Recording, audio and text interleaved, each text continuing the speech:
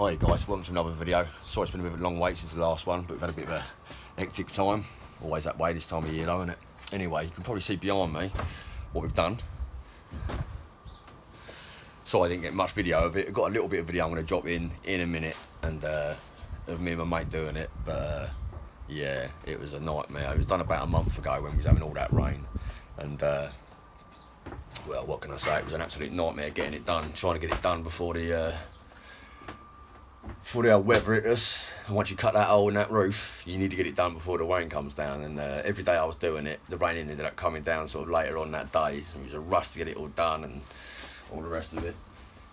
Rush to get the old frame made up, you know, setting it all out, making sure it was all going to be cushy, because I'll show you at the end of the video, but the fans differ slightly, so I've got a couple of tips for you I'll put in at the end, sort of give you some tips of what to do and what to look out for that might catch you out, because it did me as I was rushing. I probably should have took the time about it, but yeah, I was rush, wanted to get it done because I knew winter was coming. So I made a couple of little mistakes because the fans did differ slightly in the way they're fitted. So yeah, anyway, I'll put the video footage in of us getting it done, and at the end I'll let you know a couple of tips of what to do and what not to do on the other types of fans. So have a look, I'll catch you a bit.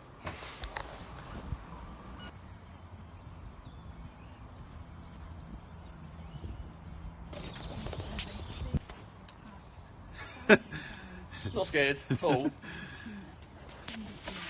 Right. Don't like this. Really nice if I could get a shot of. I don't think I can get like the underneath and the top at the same time. Oh mate, this don't feel natural. Right. So what Dan's doing here is just sticking a bit of tape on to stop the metal bit sliding around. Hopefully you'll get some good penetration now, bit of adhesion. Bit of purchase. Bit of purchase. We like a bit of purchase. When I was doing my van, this was the scariest moment I had, man. Oh, we should do this one. Sorry? You want to do this one? No, it's your van, man. This was the bit that made me most nervous.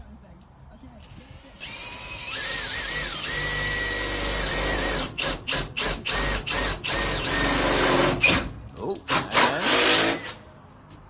it's a hole!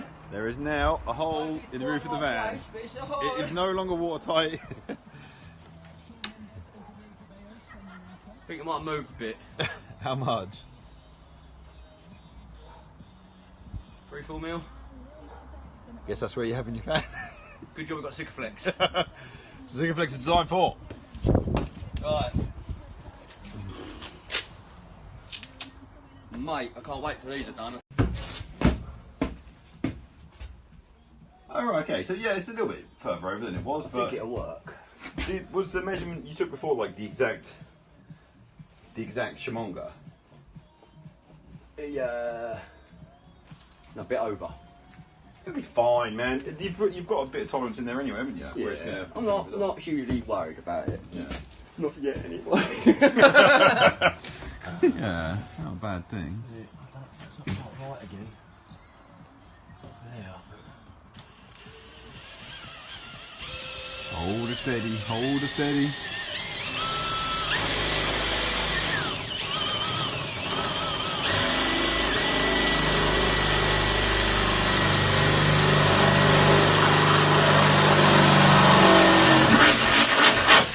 Success!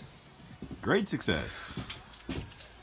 My heart's going like 10 to the dozen. Was watertight.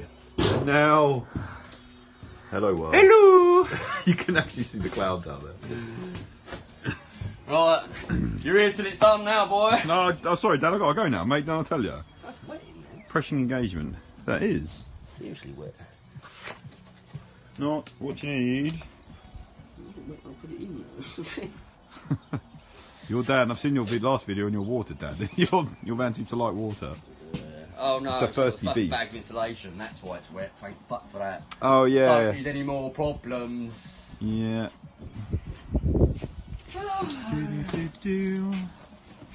Two down, two to go. Then we cut the big hole. Get to play with the big tools. Mine's going 10 to the dozens. So what are you doing there, Dan? I am making an indentation so that when I use the drill, it doesn't slide about on the surface of the metal. Yeah.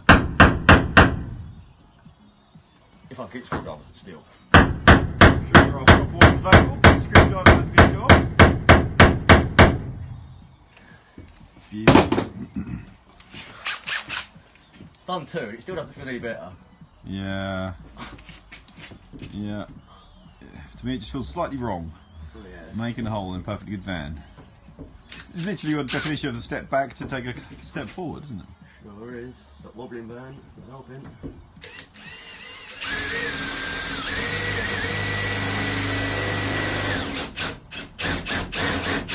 Probably should have got the goggles for this, but never mind. Yeah, this one around.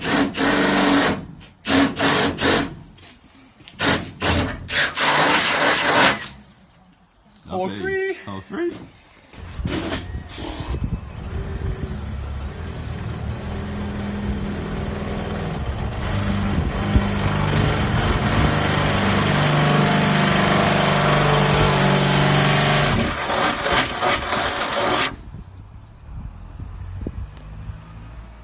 Hello. A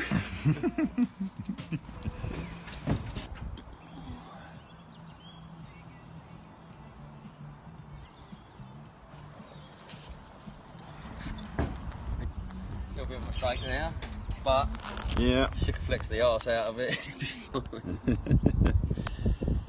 Looks pretty cool, pretty centralised. Yeah. Do that. Check it with the actual gubbins we're putting in there. What, the actual frame? Yeah. Can do, but should we go and get a drink first? Why not, mate? Why not?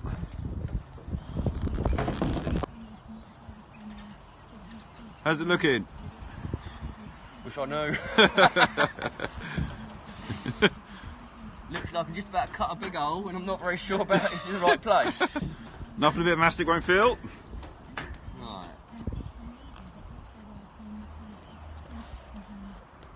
I think it's about there.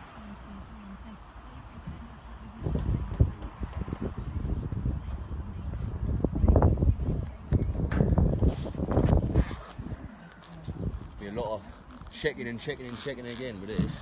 Yeah. Right, I hope you enjoyed that as much as I didn't putting them in, but there you go, now buying weren't a word. But yeah, as for advice on what things to look out for when you're fitting them, this one I've got up here is a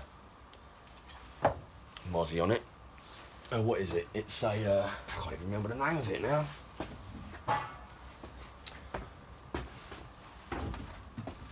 It's made, what is this, Dometic. One of the old Dometic ones is like that, but I've watched a lot of videos of people doing it on the run up to me getting mine, putting mine in. And yeah, that was probably my mistake, and I didn't really pay too much attention to the old instructions, like us men don't, and then made a couple of little mistakes, because this one, all the ones I've seen online, they screw through the top, through the chassis of the roof, and into the wood frame that you build underneath. So I went, built a wood frame and that, and then masticed it all up, and then I realised that you didn't screw through the outside, you pressed it on, and then it was sandwiched by this one here, screwing through. It doesn't screw through the really wood either, it screws straight through into the plastic of this top one, and sort of forms a sandwich. So that was my first little eye-opener there. Another one, when you're making your frames up, first tip, do it the day before, saves messing around, you can just crack straight on with getting it done, and you waste so much time. Well, I wasted so much time getting the frames done.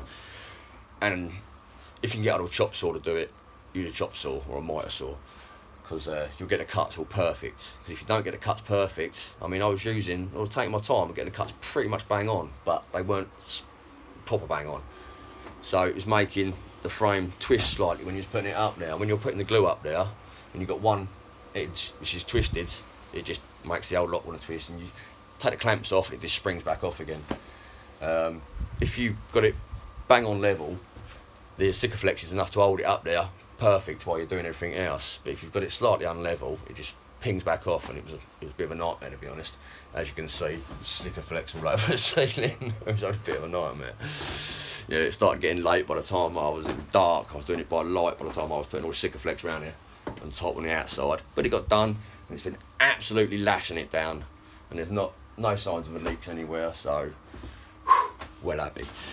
And on to my next little bit of advice. This is a MaxxFan Deluxe I've got putting up here, and yeah, with a MaxxFan Deluxe, one bit of advice I'd get is the screws you get for them. I was up there and I just grabbed a couple of screws in and put them in, and the screws I put in were the ones that got a white coating on the outside, and they're not the ones you use on the outside. They are for putting this inside, the cowling on the inside, so it saved them till last before you're doing the inside fitment.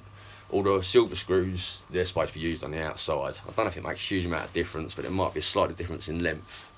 And if you look, just up here is where the motor and everything is, and that's where one of the screws comes in. So if it goes a little bit too far, you might end up penetrating the motor and causing yourself electrical issues, and you don't want to do that when it costs 300 odd quid for one of the fans. But yeah, I like to be cool, especially in summer, which is why I bought it and stuck it above the bed. So, and I know how powerful they are. I think I'm watching one of Greg Virgo's videos. He said it can pull out 10, is it cycle air 10 times per minute, all the air out of the van 10 times per minute when it's on number 10. So should be nice and cool. And the urban motorhome, Darren, hi mate if you're watching, he reckons it's the next best thing to aircon. He's got one of them as well. And most of the YouTube van lifers have got them, and they swear by them. So I've done the same, and I've got one. So yeah, looks like my mate's just turned up. Yes, he has.